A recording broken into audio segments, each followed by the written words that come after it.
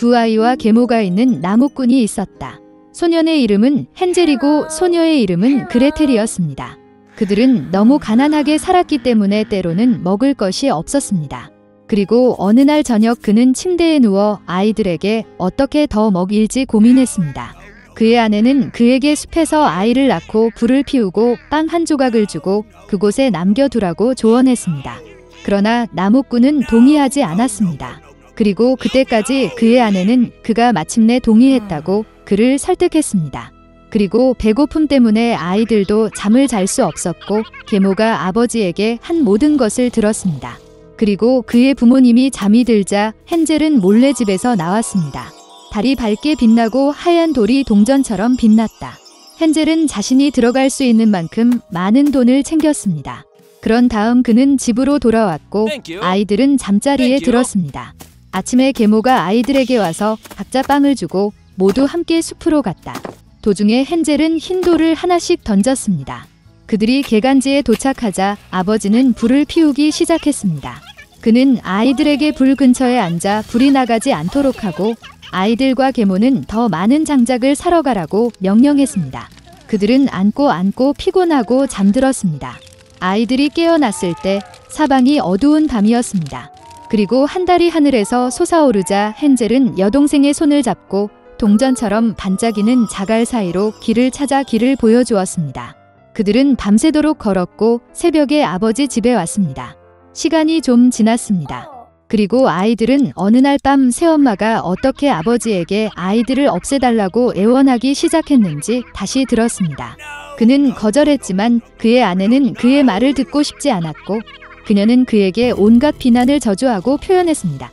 부모가 잠이 들었을 때 헨젤은 지난번처럼 돌을 모으고 싶었지만 계모가 문을 잠그고 소녀는 집을 떠날 수 없었습니다. 이른 아침에 아이들은 이전보다 훨씬 적은 양의 빵 한 조각을 받았습니다. 숲으로 가는 길에 헨젤은 주머니에 그의 조각을 찢고 부스러기를 땅에 던졌습니다. 계모는 그들을 더 숲으로 데려갔습니다. 다시 큰 불이 켜지고 아버지는 아이들과 계모가 나무를 더 자르는 동안 아이들에게 불을 보라고 명령했습니다. 점심시간이 되자 그레텔은 그녀의 빵 조각을 헨셀과 공유했습니다. 그리고 그들은 잠들었습니다. 우리는 어두운 밤이 되었을 때 일어났습니다. 그리고 한 달이 지나서 그들은 길을 가는데 하나의 부스러기를 찾을 수 없었습니다. 숲에서 나부끼고 있는 수천 마리의 새들이 오랫동안 그 부스러기를 먹고 있었기 때문입니다. 그래서 아이들은 아주 오랫동안 걸었지만 숲에서 나올 수 없었습니다. 갑자기 길은 그들을 오두막으로 이끌었습니다. 가까이 다가가자 아이들은 집이 모두 빵과 비스킷으로 지어졌으며 창문은 순수한 설탕으로 만들어져 있는 것을 보았습니다. 헨젤은 손을 뻗어 지붕을 부수고 그레텔은 창문으로 가서 창문을 갉아 먹기 시작했습니다. 그리고 오두막의 문이 활짝 열리자 늙은 여자가 목발에 기대어 나왔다. 헨젤과 그레텔은 너무 무서워서 손에서 맛있는 음식을 떨어뜨렸습니다. 그리고 노파는 친절했고 그들을 그녀의 오두막으로 초대했습니다. 이미 식탁에는 우유, 쿠키, 사과, 견과류 등 풍부한 음식이 있었습니다. 저녁 식사 후 노파는 아이들을 위해 깨끗한 침대 2개를 만들었고 헨젤과 그녀의 여동생은 그들이 천국에 있다고 생각했습니다. 그러나 노파는 애정이 있는 척했을 뿐이지만 사실 그녀는 아이들을 유혹하기 위해의 목적을 위해 빵집을 지은 사악한 마녀였다. 이른 아침 아이들이 자고 있는 동안 그녀는 헨젤을 데리고 작은 우리에 넣었습니다. 그리고 그녀는 언니에게 사악한 마녀가 그녀에게 요구하는 모든 것을 하도록 명령했습니다. 노파는 나중에 그를 먹기 위해 소년을 살찌기로 결정했습니다. 그래서 그레텔은 헨셀을 위해 가장 맛있는 음식을 요리하기 시작했고 그녀는 남은 음식만 얻었습니다. 얼마 지나지 않아 소년은 뚱뚱해지지 않았습니다. 그런 다음 노파는 더 이상 기다리지 않고 헨셀을 요리하고 먹기로 결정했습니다. 그녀는 그레텔에게 스토브에 불을 붙이고 물을 뿌리라고 명령했습니다. 스토브가 따뜻해졌을 때 노파는 그녀에게 스토브에 올라가 충분히 뜨거운지 확인하라고 명령했습니다. 그래서 그녀는 그 소녀를 불 속으로 밀어넣고 그녀를 굽고 싶었습니다. 그러나 그레텔은 그녀의 마음에 무엇이 있는지 알고 있었습니다. 그녀는 거기에 들어가는 방법을 모른다고 말하고 마녀에게 자신을 보여달라고 요청했습니다. 노파는 화를 내고 오븐에 들어갔다. 그런 다음 그레텔이 그녀를 밀고 마녀 뒤에 셔터를 쾅 닫았습니다. 와우, 그 늙은 여자는 얼마나 심하게 울부짖었습니까? 한편 그레텔은 헨젤로 달려가 새 장을 열었습니다. 동생을 풀어준 후 그들은 사방에 진주와 보석 상자가 있는 마녀의 방으로 가서 주머니를 채우고 집으로 돌아갔다. 며칠 동안 아이들은 돌아오는 길을 찾고 있었습니다. 숲은 점점 더 친숙해졌고 마침내 그들은 멀리서 아버지의 집을 보았습니다.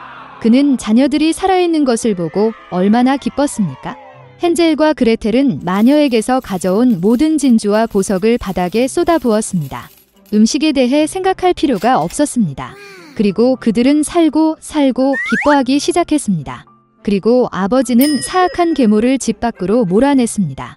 앨리스라는 소녀는 아무것도 하지 않고 하루 종일 걷는 것에 지쳤습니다. 더위가 그녀를 졸리게 만들었다. 갑자기 그녀는 어딘가 서두르고 있는 흰 토끼를 발견했다. 소녀는 자신에게 말을 걸고 시계를 계속 바라보는 것이 이상해 보였습니다. 호기심으로 타오르는 앨리스는 토끼를 쫓아갔고 주저없이 그 구멍으로 뛰어들었습니다. 내부에는 깊은 우물이 있었고 그 벽에는 책잔이 늘어서 있었습니다.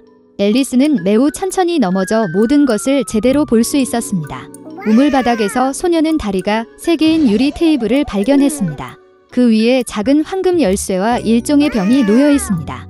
앨리스는 열쇠로 문을 열려고 했지만 너무 작았습니다. 주위를 둘러보면서 그녀는 작은 문을 보았다. 그것을 열고 웅장한 정원에서 진을 발견하기 위해 앨리스는 테이블에서 병을 마셔야 했습니다. 몇 모금을 한 후 크기가 줄어들기 시작했습니다. 소녀는 너무 빨리 줄어들어 테이블에서 열쇠를 가져갈 시간이 없었습니다. 그런 다음 그녀는 바닥에서 마술 파이를 보았습니다. 앨리스는 한 입 먹자마자 빠르게 위쪽으로 성장하기 시작했습니다. 소녀는 너무 자랐기 때문에 다시는 소중한 문을 통과할 수 없었다. 앨리스는 너무 많이 울기 시작하여 그녀 근처에 거대한 웅덩이가 형성되었습니다. 그 순간 그녀는 흰 토끼를 발견했습니다. 소녀는 그에게 전화를 했지만 서둘러 장갑과 부채를 떨어뜨렸습니다. 앨리스는 그들을 집어들고 그녀가 어떻게 줄어들기 시작했는지 보았습니다. 그 이유는 마술펜이었다. 앨리스는 자신의 눈물 웅덩이에 빠졌습니다. 그녀가 해변에 던져졌을 때 소녀는 다시 토끼를 발견했습니다. 그는 앨리스를 하녀와 혼동하고 즉시 새 장갑과 펜을 사러 집에 가라고 명령했습니다. 소녀는 명령을 수행하기 위해 달렸다. 토끼의 집에서 그녀는 호기심을 참지 못하고 병에 담긴 액체를 마셨다. 이로 인해 앨리스는 엄청난 비율로 성장하여 집 전체를 빠르게 채웠습니다. 그녀는 파이 덕분에 수축할 수 있었습니다. 이전 치수를 되찾은 소녀는 달아났습니다. 곧 그녀는 커다란 파란 애벌레가 앉아있는 거대한 버섯을 보았습니다. 앨리스는 키의 지속적인 변화에 대해 그녀에게 불평했습니다. 애벌레는 소녀에게 버섯 한 조각을 먹으라고 조언했습니다. 앨리스는 조금 먹었고 마침내 정상 키로 돌아왔습니다. 그리고 그녀는 계속되었습니다. 갑자기 앨리스는 집을 보았습니다. 안으로 들어가서 소녀는 부엌에 있었고 그녀는 그녀의 팔에 오는 아기를 안고 공작 부인을 보았다. 거대한 고양이가 바닥에 앉아 귀에서 귀까지 웃고 있었다. 공작 부인은 앨리스에게 채셔 고양이이기 때문에 웃고 있다고 설명했습니다. 갑자기 고양이가 사라지고 아기는 눈물을 흘렸습니다. 공작 부인은 아이를 앨리스에게 주었고 그녀는 여왕에게 갔다. 소녀는 자신이 아이가 아니라 진짜 작은 돼지를 안고 있다는 사실에 놀랐습니다.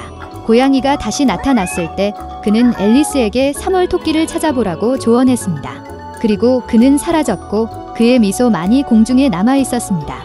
소녀는 길을 찾다. 곧 그녀는 3월 토끼의 집을 보았습니다. 앨리스는 티파티 시작 시간에 맞춰 왔습니다. 테이블은 거대했지만 3월 토끼, 매드해터, 마우스 소녀만이 그 위에 앉아 있었습니다. 그들은 아무도 테이블에 앉게 하지 않고 방이 없다고 말했습니다. 앨리스는 타임을 죽인 것에 대한 처벌로 끊임없이 차를 마셔야 한다는 것을 알게 되었습니다. 토끼와 모자는 가능한 모든 방법으로 소녀를 조롱하고 조롱했습니다. 그런 무례함을 참을 수 없는 그녀는 조용히 일어나서 떠났다.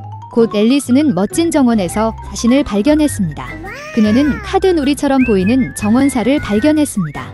그들은 흰 장미를 빨갛게 물들였습니다. 소녀는 이것에 매우 놀랐습니다.